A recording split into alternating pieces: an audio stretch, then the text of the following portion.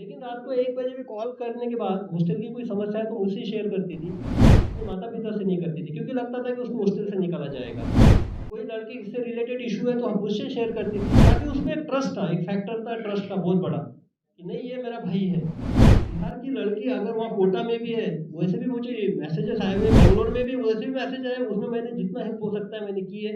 उनका भी मैं थैंक यू करता हूँ कि उन्होंने एप्रिशिएट किया। अब वो उसके बाद ये है कि उन्होंने एक की बात है कि सेफ्टी भी तो देखी है।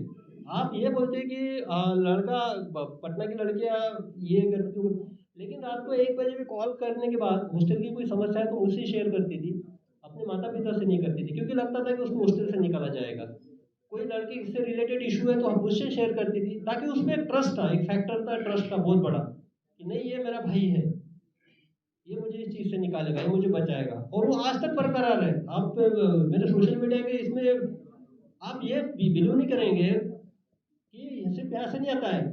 बिहार की लड़की अगर वहाँ कोटा में भी है, वैसे भी मुझे मैसेजेस आए हुए, बैंगलोर में भी वैसे भी मैसेज आए, उसमें मैंने जितना हेल्प हो सकता है मैंने की है। मेरे बैचमेट से, मेरे जूनियर से वहाँ बात करके, पुलिसिंग से रिलेटेड कोई भी इशू हो, कोई डिप्रेशन की इशू हो, तो वो तो चलता है, वो निरंतर सिलसिला है। और ये मुझे लगता है विश्वास कुछ रहता है तभी विश्वास बनता है। किताब में बिहार के दौरे का ज़िक्र है, जब आप बिहार आए अपने नहीं एक्चुअली ये वो हार्श पार्ट आना ज़रूरी था कि पर्सनैलिटी कैसी है। लेकिन हाँ, मैं ये बोलूँ कि मुझे जो पहचान दी है, मेरी जो आइडेंटिटी है, मेरे पिताजी ने तो मेरा नाम रख दिया, शुरू के भक्त थे, वो किताब में भी है, वो हार्डकोर भक्त है, शुभदीप नाम तो रख दिया। लेकिन शुभदीप आप लोगों को पता कहाँ से चला? वो मुझे इस भूमि ने टिके दिया, नाम दिलाया। पहचान जो दिलाई मुझे बिहार ने दिलाई, मेरी कर्मभूमि बिहार है, इसलिए डेफ़िनेटली आगे जैसे समय मिलेगा, तो मैं मेरे कर्मभूमि की एंट्री के बाद के जो मुझे शुरू के एक्सपीरियंसेस थे, वो दौर भी कुछ काफ़ी, उस वक़्त जब 8-9 का दौर आप देखिएगा, उसका दौर कुछ अलग था। तो मैं प्रयास करूँगा, आप लोग यहाँ पे आए, शॉर्ट नोटिस पे आए, इसके लिए मैं आपका शुक्रिया अदा करता हूँ। उसके साथ-साथ हालाँकि मैं हुबल नहीं था इस बुक के बारे में कि कुछ बोलना है या कमर्शियल टाइप से इसको पब्लिसाइज़ करना है। लेकिन ये मंजीत जो मेरे बाजू में बैठा है, इसी का एफर्ट था कि नहीं सर आपको आना पड़ेगा क्योंकि लोगों को पता नहीं है। और इनफैक्ट जब कल एफबी पे पोस्ट डालने के बाद सहरसा से 4 मैसेजेस दिए, मंजीत ने फॉरवर्ड किए, उनको ही पता नहीं था कि बुक कहाँ पे है करके। हालाँकि डिस्ट्रीब्यूशन सहरसा में भी है। तो मुझे लगा कि नहीं ठीक है, जाना चाहिए। और मनीष जी अ, जिन्होंने खुद होके इसमें इनिशिएट करके बोला कि सर मैं इसको डिस्ट्रीब्यूट करूँगा, और मेरा ये सौभाग्य होगा, उनका भी थैंक्स। और हमारे बाजू में मृणाल जी है ही, तो सबका परिचित चेहरा ही है, तो उन्होंने इनिशिएट किया इस कार्य के लिए। सारा जो आप लोगों से कम्युनिकेशन उनका ज़्यादा था, वैसे हमारा कम्युनिकेशन तो उस टाइप से नहीं था, इसलिए उन्होंने इनिशिएट किया यहाँ पे, उनका भी थैंक्स। अब मैं किताब पे बात करूँगा। तो ये अभी मंजीत ने बताया कि हाँ, प्रोडक्शन हाउसेस थे, और मैं यहाँ बता दूँ कि करीबन 13 स्क्रिप्ट मेरे ऊपर लिखी जा चुकी है, और 4 स्क्रिप्ट मेरे मोबाइल में अभी भी है, जो सिर्फ मेरे हाँ के लिए रुकी है कि हाँ आप इसको ओके कर दीजिएगा, उस पर मूवी बन जाएगा। तो अब मुंबई में मैं डेपुटेशन पे गया था फैमिली रीज़न की वजह से, वहाँ तो वो कल्चर ही है, कमर्शियल कल्चर है। मैंने वहाँ किसी का भी एक्सेप्टेंस स्वीकृत नहीं किया, वहाँ पे किसी को एक्सेप्टेंस नहीं किया उसने। क्योंकि जब मैं वो स्क्रिप्ट मेरे पास भेजे जाते थे, मैं उसको पढ़ता था, तो वो एक मुझे लगता था कि जो एक हीरोइक एस्पेक्ट है कॉप का, पुलिस का, जैसा दबंग, सिंघम, उस टाइप से वो उसकी लिखावट थी, उस टाइप से उसको प्रोजेक्ट किया गया था कैरेक्टर को। और मेरा मानना है कि दुनिया भी उसी कैरेक्टर को देखना चाहती है कि जो इस्टेब्लिश्ड है। आप कोई पॉलिटिकल लीडर्स को लीजिए जो इस्टेब्लिश्ड है, आप कोई फिल्म स्टार्स को लीजिए, आप स्पोर्ट्समैन को लीजिए। मैं ये नहीं बता रहा हूँ कि मैं उससे उतना बड़ा सेलिब्रिटी या सुपरस्टार या स्टार हूँ, लेकिन हाँ जो भी समाज में जिनको मान्यता है, सिर्फ उनकी कहानियाँ आती है, उनके हीरोइक एस्पेक्ट्स आते हैं। लेकिन मेरा मानना है कि उनके पीछे आप सब भी जो भी खड़े हैं, आपका भी इसमें कोई दो मत नहीं होना चाहिए कि आपके पीछे किसी ना किसी का योगदान होता है आपके परिवार में, और वो क्रुशियल टाइम में होता है। और हालांकि उस पर्सनैलिटी जो समाज में पर्सनैलिटी इस्टेब्लिश हो चुकी है, उसको वो रिस्पेक्ट मिलता है, उसको सारी चीज़ें मिलती है, लेकिन उसके पीछे जो है, जो लोग मेहनत करते हैं, जो एक दिशा निर्देशन करते हैं, जो एक विपरीत परिस्थितियों को सहन करते हैं, जो एक इंस्पिरेशनल फैक्टर्स होते हैं, उनकी कहानियाँ नहीं आती है। तो मैंने तब एक डिसाइड कर लिया कि नहीं, जब कभी किसी स्क्रिप्ट को हाँ करूँगा या कुछ मूवी बनेगा, कुछ भी होगा, लेकिन उससे पहले मेरी जो रियलिटी है, मेरी जो कहानी है, वो आनी चाहिए सोसाइटी के सामने, समाज के सामने। और वो जो कहानी है, वो बोला जाता है कि एक ग्रे एरिया रहता है लाइफ में। हर एक के लाइफ में ग्रे एरिया होता है, ब्लैक एंड व्हाइट में किसी की लाइफ नहीं होती है। तो ग्रे को उसको प्रोजेक्ट किया जाता है। तो मुझे ऐसा लगा कि नहीं, ग्रे नाम की कंसेप्ट को नहीं रखना चाहिए, जो भी कुछ है ब्लैक एंड व्हाइट में आना चाहिए, ट्रू टू दी फैक्ट्स आना चाहिए, सब रियलिटी के साथ आना चाहिए। पहला तो ये था। दूसरा, अभी बताया, वो कॉमन एक क्वेश्चन था कि आप ऐसे क्यों है करके। हमेशा का सबका यही था कि आप सबसे डिफरेंट क्यों है, आपका एटीट्यूड ऐसा क्यों है, आप इतनी इंट्रोवर्ट क्यों है। जैसा महिलाओं का एस्पेक्ट है, आप महिलाओं के प्रति इतना संवेदनशील क्यों हो।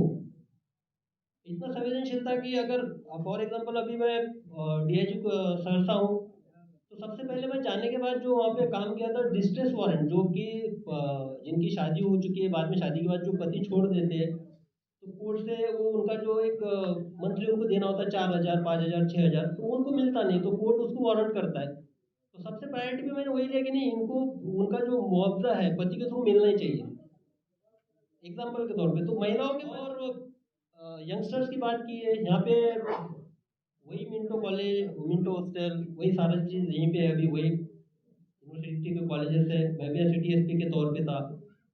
आप लोग उस वक्त मोस्ट ऑफ द लोग थे फील्ड पे, सबने देखा है, पुलिसिंग का तरीका भी देखा है। लेकिन उस वक्त एक मेरा एक डिफरेंट एस्पेक्ट था पुलिसिंग का, जो सारे स्टूडेंट को अपील कर गया। बाद में जब भी कोई धरना होता था, अगर मैं जाऊं तो आपने देखा कि 5 मिनट में बातचीत होकर छूट जाता था। तो उसमें एक था कि मैं ह्यूमैनिटेरियन ग्राउंड पे उनको टैकल करता था, थोड़ा हार्श था, लेकिन उनका करियर का भी ख्याल करता था। तो ये एस्पेक्ट क्यों है, तो ये जो डिफरेंट एस्पेक्ट है मेरे पुलिसिंग के डिफरेंट, उसका जवाब बहुत सारे लोगों को चाहिए था। और तीसरी इम्पोर्टेंट बात थी कि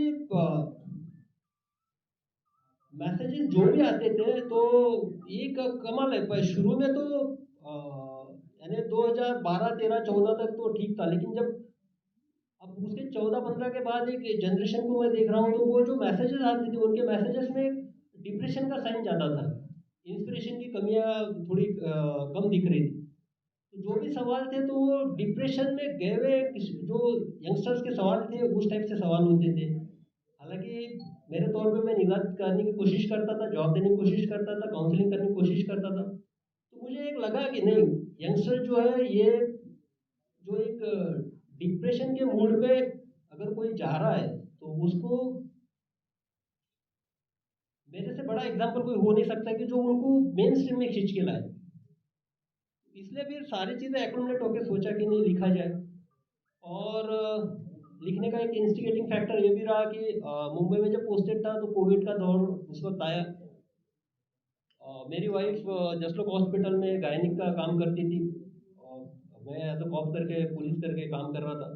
तो उस वक्त जो लोगों में एक डर देखा, परिवारों को टूटते हुए देखा, पूरे परिवारों को तुरंत निराश होते हुए देखा, और एक आपदा आने के बाद जो एक परिस्थितियों से भिड़ने का एक जुनून चाहिए आदमी में, हमेशा रहा है। नहीं तो वही प्री मैच्योर स्टेज से जब से आदमी बना है, आज इतना कल्चरली डेवलप हुआ है, वो कहाँ मिसिंग है। तो वो जो एक कोविड का दौर है, उस वक्त लगा कि नहीं, अभी राइट टाइम है, पेन डाउन करना चाहिए। कोविड में वैसे भी मूवमेंट सब बंद थे, लॉ एंड ऑर्डर का थोड़ा इशू था, उसमें जाना पड़ता था, समय मिला मुझे और मैंने पेन डाउन शुरू कर दिया और मैंने लिखा। अब मैं ये बताता हूँ कि मेरी जो लाइफ है, आज मैं जब पीछे देख के ये बुक जब लिख रहा था, तो पहला चैप्टर लिखने से मुझे करीबन 1 महीना लग गया, लिख नहीं पा रहा था। लिखते वक्त एक तो कलम हाथ थरथरा रहे थे, कलम रुक रही थी, आंसू आते थे कि इसको लिखना चाहिए कि नहीं लिखना चाहिए। फिर मैंने माँ से बात किया मेरे कि ऐसी ऐसी बात है, मैं लिखना चाहता हूँ। तो माँ का भी ऑब्जेक्शन था, माँ बोल रही थी कि नहीं इसको छोड़ दो, जो हो गया बीत गया, ऊपर वाला सब करता है, सब ठीक ही करता है। तो फिर और 1 महीने के लिए वो बीच में ब्रेकडाउन हो गया, नहीं लिखा गया। बाद में और सोचा, कोविड का दौर देख रहा था, मैंने बोला नहीं लिखना चाहिए और मैंने कोशिश की और शुरुआत की। शुरू में 2-3 महीना मुझे तकलीफ हुई लिखने में चैप्टर्स, क्योंकि जो अनुभव थे वो काफ़ी सेंसिटिव थे, काफ़ी दर्द भरे थे, लेकिन मैं लिखते गया। बाद में फ्लो आने के बाद तो पूरा कंप्लीट हो गया।